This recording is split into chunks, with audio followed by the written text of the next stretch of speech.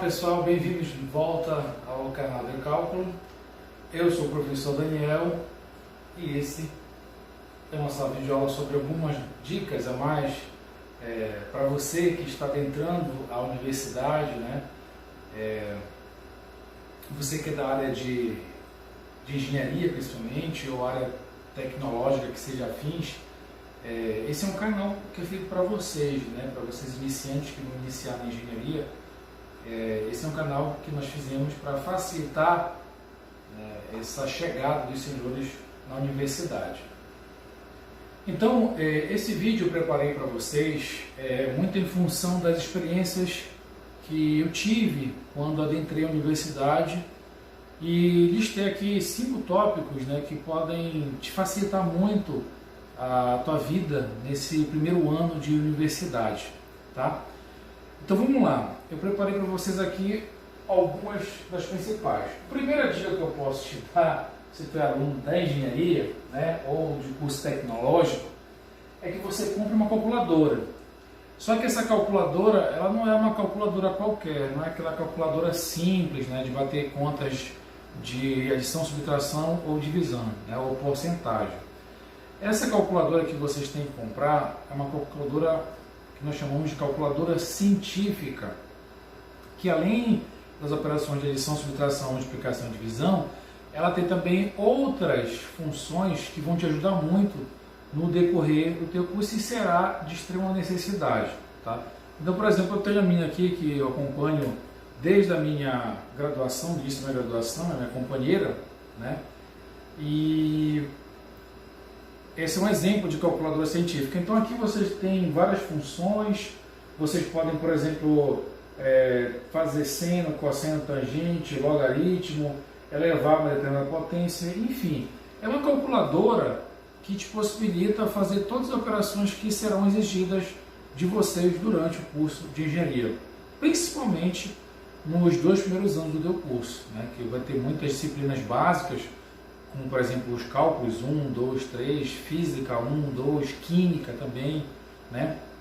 Então isso aqui será uma ferramenta de extrema importância para os senhores. Então vocês, ao adquirir, se anteciparem na aquisição desse instrumento aqui, da calculadora, já é um passo à frente para quando vocês estiverem ingressando, até mesmo fazendo exercício referente à nossa disciplina de cálculo aí na casa de vocês, tá? Então, uma ferramenta de suma importância, tá legal? Bom, e a calculadora, ela tem logicamente vários modelos e vários preços, e aí os alunos sempre me perguntam: professor, qual é a melhor calculadora que o senhor indica? Olha, essa calculadora aqui, por acaso, ela é uma Casio, tá? Pode ser considerada como uma das melhores, tem vários modelos inclusive, né? Essa daqui na época custou R$80, mas tem modelos da Casio que chegam a 200, 300 reais, depende do que elas fazem. Tem calculadores que plotam gráfico, né? Que é possível fazer programação, então varia muito essa questão de calculadora. Mas eu sempre digo para o meu aluno que a melhor calculadora é aquela que você sabe mexer, né? Porque existem as calculadoras científicas, é preciso que você tenha uma curva de aprendizado em relação a que você treine nela, principalmente na hora que você for fazer a prova, para não chegar na hora da prova, por exemplo, e solicitar, como aconteceu com alguns alunos meus, de chegar da prova eu permitir a utilização da calculadora e o aluno me chamar para perguntar como é que faz uma determinada operação na calculadora dele, né? Aí fica complicado, né? Porque cada calculadora tem suas funções, tem a sua maneira. Então, vocês adquirindo essa calculadora, vocês já vão treinando, já vão pesquisando na internet, alguns tutoriais no YouTube, para saber como é que ela funciona, quais são as operações possíveis, para chegar na hora da sua prova também, quando você estiver na universidade realizando as provas, você não precisar recorrer a ninguém, já saber lá o que faz, né, as operações. Tudo bem? Então a primeira dica para vocês é: compre uma calculadora e na medida do possível já vão treinando, porque isso vai ser uma ferramenta muito útil, né, no curso de engenharia ou de tecnologia que você esteja fazendo aí. Tudo bem? Então a aquisição de calculadora é a minha primeira dica para vocês, calculadora científica. Tudo bem? 2. Horário de estudos, né? Vejam bem, pessoal, o horário de estudo ele é fundamental, porque quando você adentra o curso superior, uma grande dificuldade é sobre as variações, né, de foco. No ensino fundamental e no ensino médio, você estuda para passar, na verdade. Então a gente tem uma cultura no Brasil de sempre estudar para passar naquela disciplina e não para aprender propriamente dito. Então essa é uma cultura que no ensino superior ela é exorcizada completamente, porque se você estudar só para passar, vai chegar, veja bem, o seu curso ele tem uma parte básica e depois tem uma parte das disciplinas específicas. Se você estudou só para passar na parte básica, as disciplinas específicas vão ser seriamente comprometidas, porque as disciplinas específicas elas necessitam de toda a base que você aprendeu, geralmente nos 2 primeiros anos do seu curso, para poder você seguir adiante. Tá? E além disso, você não pode se esquecer que ao término, né, dos 5 anos ou 4 anos, dependendo do seu curso, você não vai passar para outro nível, não vai ter, digamos assim, um outro nível superior. Você já vai estar preparado para o mercado de trabalho. Então, você não, a mentalidade de estudar para passar, aqui, a partir de agora, vai precisar ser interrompida. Tá certo? Você precisa sempre se focar para estudar, logicamente para passar, primeiramente na disciplina, mas também precisa aprender. E uma dica aqui, não deixe para aprender para depois. Dizer assim, eu vou estudar agora para o gasto, vou passar essa disciplina e depois nas férias, normalmente as férias vai salvar tudo. Nas férias eu vou lá e estudo para aprender melhor essa disciplina que eu não entendi muito. Vou só estudar, passar aqui de qualquer jeito e depois eu vou aprender. Não façam isso, tá? Porque essas férias nunca vão chegar. Na verdade ela vai chegar, mas você vai usar as férias para passar com sua família, para viajar e tudo mais, e você nunca vai ter tempo para estudar. Então no momento que você tiver para estudar, dê o seu melhor, tá certo? Faça o melhor que você puder, tire o melhor conceito que você puder, porque o processo de aprendizado ele é longo e demorado. Então, se você deixar ficar prorrogando, cada vez mais vão vindo disciplinas agregadas e aí você não vai ter tempo para correr atrás desse prejuízo, tá certo? Então, uma dica que eu te dou. E nesse sentido, a questão do horário de estudo ela é fundamental. Por quê? Porque se meu aluno não tem horário de estudo, acontece uma desorganização tremenda no seu horário. Normalmente o que acontece? O aluno ele vai para a universidade para assistir aula, mas chega em casa, por ele não ter o seu horário de estudo, ele simplesmente não estuda ou estuda pouco. Não estuda o suficiente, né, que é exigido por um estudante universitário. Então, se você criar um horário de estudo, por exemplo, você estuda de manhã, né, chega em casa por volta de uma da tarde às 2 horas da tarde. Aí você pode, logicamente, ter a hora do almoço, a hora do descanso, mas aí você tem que ter um horário, aquele que você diz, não, pera lá, esse horário daqui, por exemplo, sei lá, de 6 até as 10 da noite, é o horário que eu vou pregar para estudo. Não importa o que aconteça, né, eu vou ter essa disciplina de fazer esse meu estudo nesse horário. E é de fundamental importância, por quê? Porque você vai se habituar com aquele horário, né, você vai fazer todas as outras coisas que tem na sua casa, de repente um trabalho paralelo, você vai fazer tudo, mas naquele horário você vai ter a disciplina de estudar. E faça um horário, logicamente, que seja agradável para você, né? Um horário, por exemplo, se for de manhã e tiver muito barulho, estude mais à noite. Se você tem mais sono na parte da noite, antecipe um pouco mais para não ficar tão tarde. Então faça um horário que fique agradável para você, mas faça o horário, tá certo? Essa é a grande dica que eu te dou. No decorrer dos semestres que vão se passando, a quantidade de disciplinas e o encargo, né, de conhecimento só vai aumentando. Então, você ter essa disciplina do seu horário, ela é fundamental para que você não se torne um aluno que vai para a universidade ou para a faculdade só assistir às aulas. Porque esse é um perigo muito grande, né, de você ir para a faculdade só para assistir a aula. Se você é um aluno que vai só para a faculdade assistir a aula, eu te dou logo a realidade. Você não vai ser um engenheiro 100% capacitado. Você vai se formar, você vai ter condições de pegar o seu diploma, mas você não vai ser um engenheiro 100% capacitado. Muito provavelmente, quando for exigido, você não vai ter todas as competências. Então, daí a importância, né, de se manter um horário de estudo. Assim como você tem um horário, né, de estudo na universidade, você também tem que ter um horário de estudo na sua casa.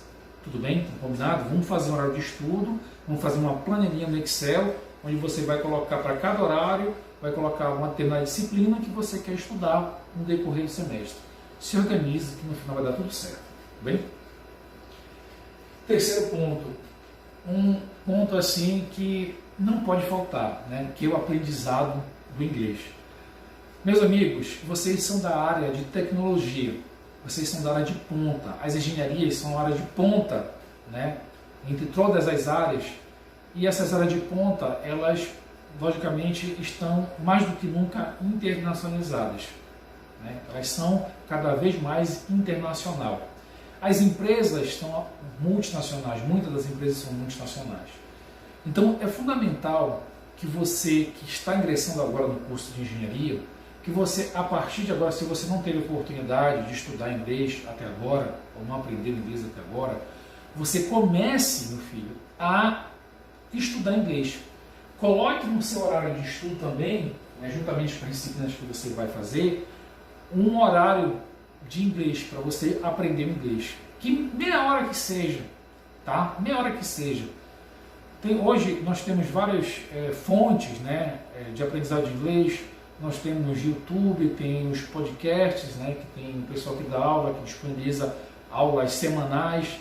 Então as fontes de aprendizado de inglês hoje são muitas e vocês aproveitem essa disponibilidade, né, para aprender inglês o quanto antes. Vejam bem, se o curso de vocês é 4 ou 5 anos, esse é um período fundamental para que vocês comecem a estudar inglês, que aí quando vocês chegarem no término do curso de vocês vão estar craque já no inglês.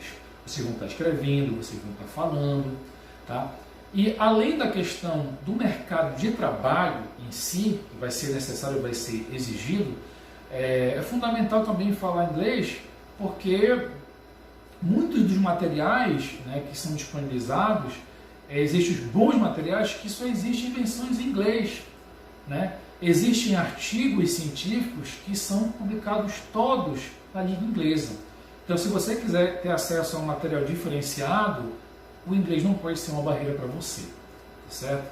Para qualquer que seja a finalidade.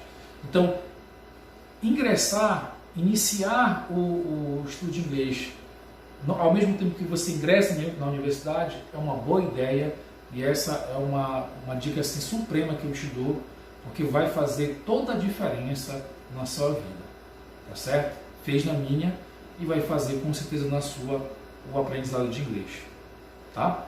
E aí você estuda da maneira como quiser, mas estude, ok? 4. Converse, né? Conversar em sala de aula, na hora do professor? Claro que não, né? Essa conversa que eu coloquei aqui é porque geralmente as pessoas que adentram a universidade, principalmente o pessoal da área de exatas, das engenharias, nós temos o pouco hábito de conversar com as pessoas. Isso normalmente fica para a área de humano, né? As pessoas se interagem, conversam.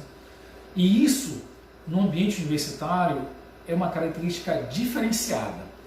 Você estar numa universidade significa dizer que você está em um grupo de pessoas, logicamente que estão com o mesmo objetivo que você, né, que se formar em engenharia ou da área tecnológica.